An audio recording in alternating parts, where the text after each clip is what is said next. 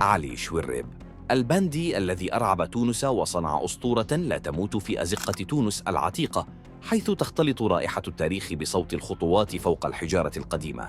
ظهر اسم واحد كان كافياً ليسكت الشارع: علي شويرب. اسم لم يكن مجرد شخص، بل حالة خوف وأسطورة وجدلاً لا ينتهي إلى اليوم. فمن هو علي شويرب؟ مجرم أم ضحية زمان قاس صنع منه وحشاً؟ ولد علي شويرب في حي الحلفاوين، أحد أقدم وأقسى أحياء العاصمة تونس. حي لا يرحم الضعفاء ولا يعترف إلا بالقوة. نشأ شويرب في بيئة صعبة: فقر، شوارع قاسية، وعنف يومي. ومنذ صغره كان مختلفاً: قوي البنية، سريع الغضب، لا يقبل الإهانة. في تلك الفترة كان الاستعمار الفرنسي حاضراً، والشارع التونسي يغلي بالظلم والاحتقان. وهنا بدأت أولى ملامحه تظهر. مع مرور السنوات تحول علي شويرب من شاب عادي إلى ما يسمى في تونس بالبندي. والبندي ليس مجرد بلطجي، بل شخص يفرض نفسه بالقوة، يخيف، يهاب، وتحسب له ألف حساب.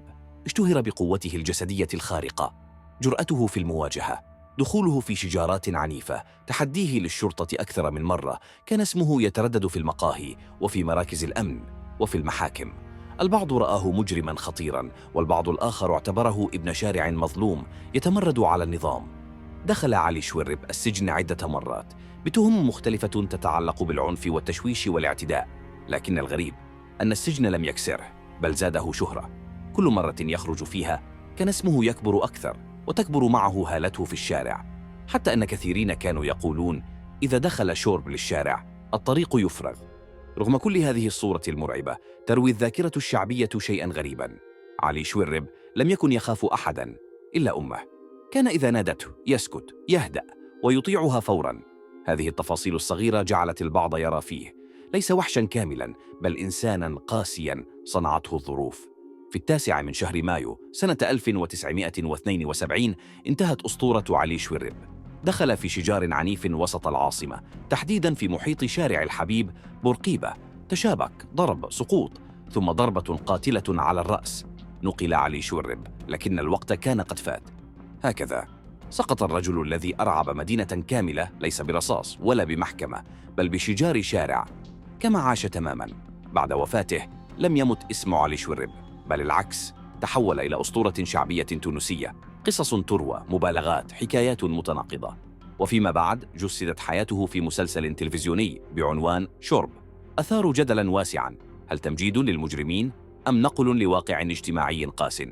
عائلته رفضت بعض ما قدم، والشارع انقسم كما انقسم حوله وهو حي. وفي النهاية يبقى السؤال معلقاً في الهواء: من كان علي شويرب فعلاً؟ هل كان مجرماً اختار طريق العنف بإرادته، أم شاباً ولد في شارع لم يمنحه خياراً آخر؟ علي شويرب لم يظهر من فراغ، بل خرج من أزقة ضيقة، من فقر خانق، ومن زمن كان فيه القوي يفرض نفسه والضعيف يمحى دون أثر.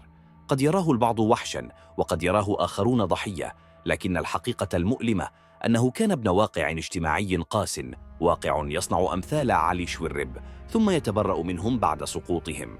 الغريب في قصته أنه لم يمت حين سقط أرضاً في ذلك الشجار، بل مات جسده فقط. أما اسمه فلا يزال حياً في الذاكرة الشعبية، في الحكايات، وفي الجدل الذي لم يحسم. وهنا الخطر الحقيقي: حين يتحول العنف إلى أسطورة، وحين يصبح الخوف حكاية تروى، وحين ننسى الأسباب ونكتفي بلعن النتائج.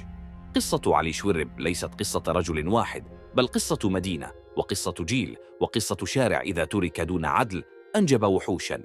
واليوم بعد كل هذه السنوات، هل تغير الشيء؟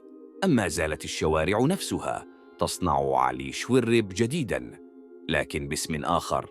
السؤال نتركه لكم.